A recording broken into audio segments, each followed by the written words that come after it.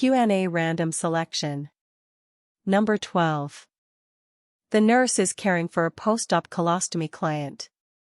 The client begins to cry, saying, "I'll never be attractive again with this ugly red thing." What should be the first action taken by the nurse? A. Arrange a consultation with a sex therapist experienced in working with colostomy clients. B. Suggest sexual positions that hide the colostomy. C. Invite the partner to participate in colostomy care after viewing an instructional video. D. Encourage the client to discuss her feelings about the colostomy. 1D. Encourage the client to discuss her feelings about the colostomy. One of the greatest fears of colostomy clients is the fear that sexual intimacy is no longer possible.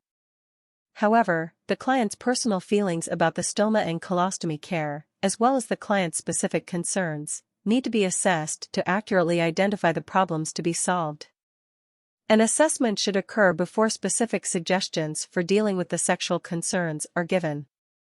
2. A schizophrenic client talks animatedly, but the staff are unable to understand what the client is communicating.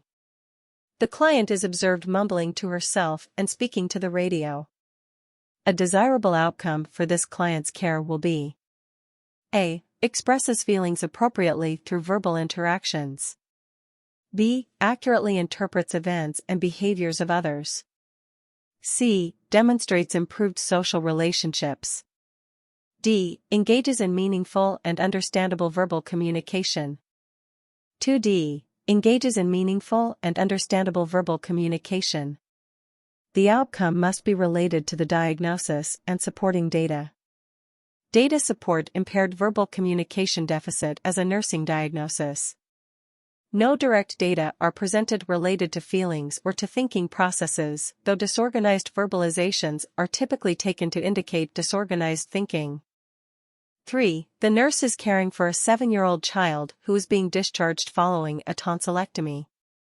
Which of the following instructions is appropriate for the nurse to teach the parents?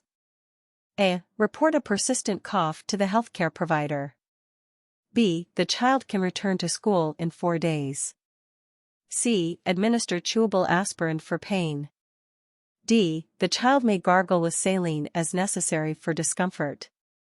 3A. Persistent coughing should be reported to the healthcare provider as this may indicate bleeding. 4. An anxious parent of a 4-year-old consults the nurse for guidance in how to answer the child's question, "Where do babies come from?"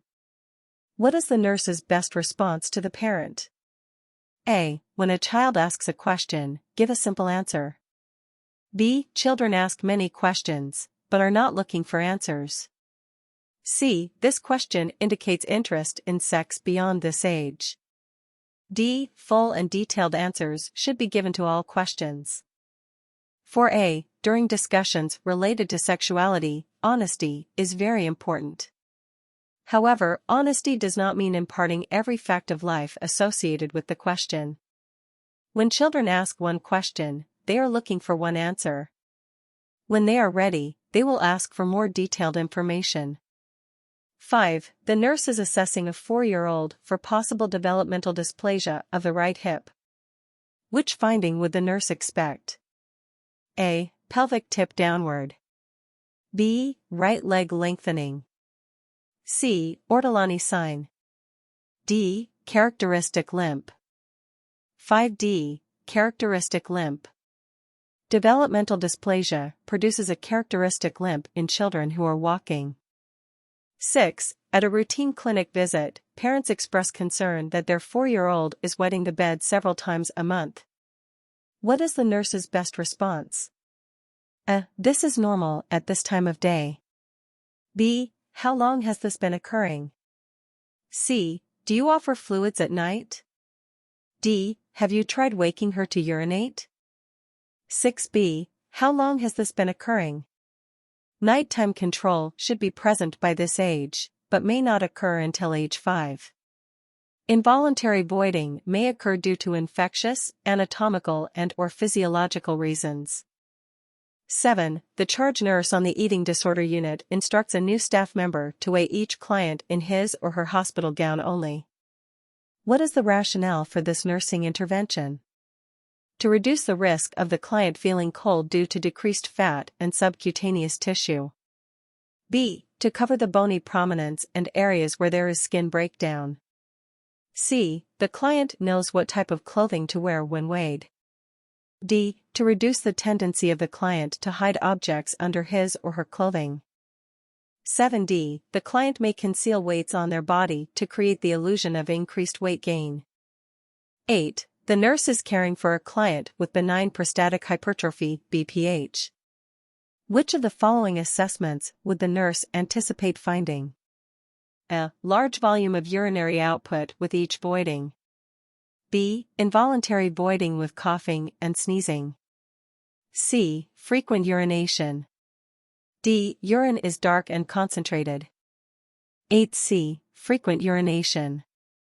Clients with BPH have overflow incontinence with frequent urination in small amounts day and night. 9. A client complaining of severe shortness of breath is diagnosed with congestive heart failure. The nurse observes a falling pulse oximetry. The client's color changes to gray and she expectorates large amounts of pink frothy sputum. The first action of the nurse would be which of the following? A. Call the healthcare provider. B. Check vital signs. C. Position in high Fowlers. D. Administer oxygen. 9D. Administer oxygen. When dealing with a medical emergency, the rule is airway first, then breathing, and then circulation. Starting oxygen is the priority. 10. A school nurse is advising a class of unwed, pregnant high school students. What is the most important action they can perform to deliver a healthy child? A. Maintain good nutrition. B. Stay in school. C. Keep in contact with the child's father. D. Get adequate sleep. 10A. Maintain good nutrition. Nurses can serve a pivotal role in providing nutritional education and case management interventions. Weight gain during pregnancy is one of the strongest predictors of infant birth weight. Specifically, teens need to increase their intake of protein, vitamins, and minerals, including iron. Pregnant teens who gain between 26 and 35 pounds have the lowest incidence of low birth weight babies. 11. Which of the following nursing assessment findings require immediate discontinuance of an antipsychotic medication? A. Involuntary rhythmic, stereotypic movements and tongue protrusion. B. Eek puffing, involuntary movements of extremities and trunk. C. Agitation, constant state of motion. D. Hyperpyrexia, severe muscle rigidity, malignant hypertension. 11D. Hyperpyrexia, severe muscle rigidity, and malignant hypertension are assessment signs indicative of NMS, neuroleptic malignant syndrome. 12. A parent has numerous questions regarding normal growth and development of a 10-month-old infant. Which of the following parameters is of most concern to the nurse? A. 50% increase in birth weight. B. Head circumference greater than chest. C. Crying when the parents leave. D. Able to stand up briefly in playpen. 12A. 50% increase in birth weight. Birth weight should be doubled at 6 months of age, tripled at 1 year, and quadrupled by 18 months. 13. A 3-year-old child is treated in the emergency department after ingestion of 1 ounce of a liquid narcotic. What action should the nurse perform first? A. Provide the ordered humidified oxygen via mask. B. Suction the mouth and the nose. C. Check the mouth and radial pulse. D. Start the ordered intravenous fluids. 13C. Check the mouth and radial pulse. The first step in treatment of a toxic exposure or ingestion is to assess the airway, breathing and circulation, then stabilize the client. The other nursing actions would follow. 14. A client continually repeats phrases that others have just said. The nurse recognizes this behavior as A. Autistic. B. Echopraxis. C. Echolalic. D. Catatonic. 14c. Echolalia is repeating words or phrases heard before. 15. Which of the following statements describes what the nurse must know in order to provide anticipatory guidance to parents of a toddler about readiness for toilet training? A. The child learns voluntary sphincter control through repetition. B. Myelination of the spinal cord is completed by this age. C. Neuronal impulses are interrupted at the base of the ganglia. D. The toddler can understand cause and effect. 15b. Myelination of the spinal cord is completed by this age. Voluntary control of the sphincter muscles can be gradually achieved due to the complete myelination of the spinal cord, sometime between the ages of 18 to 24 months of age. 16. In teaching parents to associate prevention with the lifestyle of their child with sickle cell disease, the nurse should emphasize that a priority for their child is to A. Avoid overheating during physical activities. B. Maintain normal activity with some restrictions. C. Be cautious of others with viruses or temperatures. D. Maintain routine immunizations. 16a. Avoid overheating during physical activities. Fluid loss caused by overheating and dehydration can trigger a crisis. 17. The nurse is performing an assessment on a client with pneumococcal pneumonia. Which finding would the nurse anticipate? A. Bronchial breath sounds in outer lung fields. B. Decreased tactile fremitus. C. Hacking, non-productive cough. D. Hyperresonance of areas of consolidation. 17a. Bronchial breath sounds in outer lung fields. Pneumonia causes a marked increase in interstitial and alveolar fluid. Consolidated lung tissue transmits bronchial breath sounds to outer lung fields. 18. When teaching a client with chronic obstructive pulmonary disease about oxygen by cannula, the nurse should also instruct the client's family to A. Avoid smoking near the client. B. Turn off oxygen during meals. C. Adjust the liter flow to 10 as needed.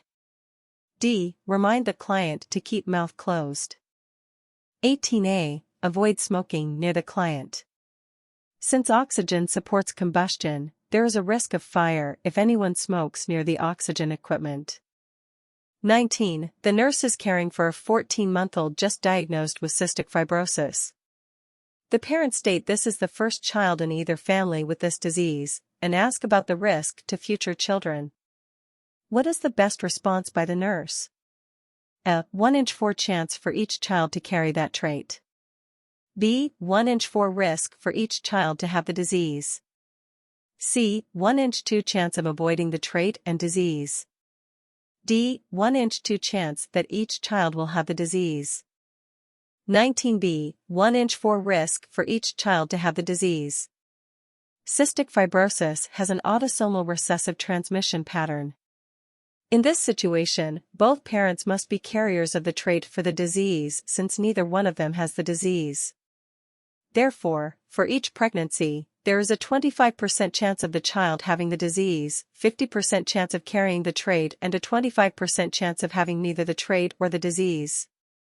20. In providing care to a 14-year-old adolescent with scoliosis, which of the following will be most difficult for this client? A. Compliance with treatment regimens. B. Looking different from their peers.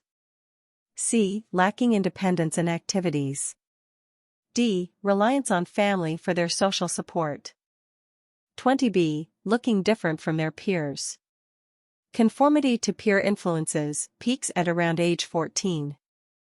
Since many persons view any disability as deviant, the client will need help in learning how to deal with reactions of others. Treatment of scoliosis is long-term and involves bracing and/or surgery.